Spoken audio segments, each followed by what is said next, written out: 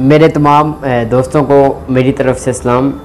आज मैं आपको कुछ ना किंगडम ऑफ हेवन आसमान की बादशाही के बारे में बताऊंगा कि जैसे कि लोग हर रोज़ रिज़्क़ की तलाश में निकलते हैं, तो हमारे लिए ज़रूर है कि रिज़्क़ के साथ हम हर रोज़ रूह की तलाश और खुदा की बादशाही की तलाश करें, क्योंकि खुदावंद यीशु मसीह ने कहा कि आसमान की बादशाही पहले ढूंढो तुम उसकी बादशाही और रास्तबाजी को, तो ये सारी चीज़ें तुम्हें खुद ब खुद मिल जाएंगी। और खुदा की रास्तबाजी आप लोग जानते हैं, यही है रास्तबाजी, उसके काम, उसके जो उसने हुक्म दिया उन पर अमल करना, और मतलब बादशाही उसको कबूल करना, ये कबूल करना कि उसका तख्त है और वही बेहतर इंसाफ करने वाला है, हम कुछ नहीं।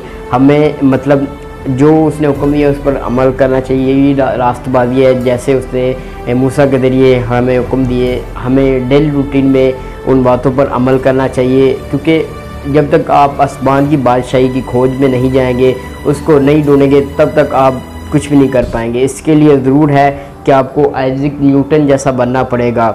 जैसे कि आप जानते हैं, इसको बाबाए साइंस कहते हैं। जब इसने सेब को गिरते हुए देखा, बहुत से पहले भी बहुत से सेब गिरे होंगे, लेकिन इसने जब देखा एक पेड़ के नीचे बैठा हुआ था तो दरख्त से ऐसे सेब गिरा, तो ये गहरी सोच में गिर गया कि ये सेब क्यों गिरा है, ये ऊपर भी जा सकता था, ये नीचे क्यों आया है।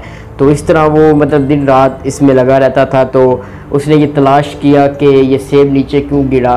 तो इस तरह फिर उसने दूरबीनें लगाई, आसमान की तरफ देखा, तो पता चला कि लॉ ऑफ ग्रेविटी, न्यूटन का कानून, लॉ ऑफ ग्रेविटी के जो चीज़ें ज़मीन को अपनी तरफ खींचती, इंसान भी एक चिपके हुए हैं एक ज़मीन के ऊपर। ज़मीन में ग्रेविटी है जो कि ज़मीन को अपनी तरफ खींचती है, कोई बंदा उड़ नहीं सकता ग्रेविटी की वजह से।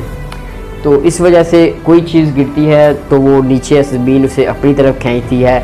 अगर वो इस चीज़ की खोज में ना पड़ता तो आज साइंस इतनी तरक्की ना करती। इसकी वजह से इसने इसके अलावा और भी मतलब सितारे वगैरह सब कुछ इसने तलाश किया। इसको बाबाए साइंस कहते हैं। इसने तलाश किया सब कुछ, इसकी वजह से फिर न्यूटन सर एल्बर्ट आइंस्टाइन ने के फार्मूले उसने इसी के ज़रिए बनाए, और गैलीलियो जो है उसने भी दूरबीन इसी की मतलब बदौलत बनाई, और थॉमस एडिसन जिसने बल्ब बनाया उसने भी इसके फार्मूले ईजाद किए। और आज दुनिया का कोई ऐसा मतलब या बंदा नहीं कि जो इसके फार्मूले इस्तेमाल ना करे, और उस तक वो पढ़ाई कर ही नहीं सकता जब तक इसके लॉ कानून इसके मतलब ना पढ़ सके आइज़ैक न्यूटन के, क्योंकि साइंस का ये बानी है बाबाए साइंस।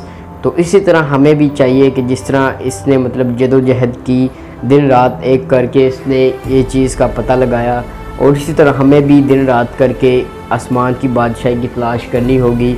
उसे वो क्योंकि खुदा ने किसी ने कहा कि कोई ये नहीं कहेगा कि देखो ये यहाँ है या वहाँ है, उसकी बादशाही आपके दरमियान में है, आपके कामों से पहचानी जाती है कि तुम खुदा को मानते हो। और अगर हम खुदा को मानते हैं तो हमारे अंदर खुदा के काम निकले जो उसने हमें बताए हैं, ताकि लोग देखें और कहें कि बाकी ये खुदा के बंदे हैं और मसीह के हैं।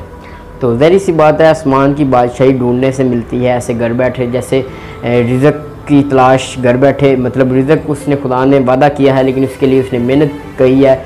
इस तरह ज़रूर है कि अगर हम अटर्नल लाइफ में जाना चाहते हैं, अब्दी ज़िंदगी खुदा की बादशाही में दाखिल होना चाहते हैं, तो ज़रूर है कि हमें उसकी तलाश करनी होगी ज़मीन पर रहते हुए, और तलाश किए बगैर हमें वो नहीं मिलेगी। क्योंकि अगर बुराई की तरफ हर वक्त चलते रहेंगे तो कैसे आसमान की बादशाही की तरफ हम जा सकेंगे। क्योंकि खुदा यीशु मसीह ने वादा किया है कि वो हर उस ईमानदार को हर वो चीज़ अता करेगा क्योंकि जो खुदा के ईमान पर कायम रहेगा।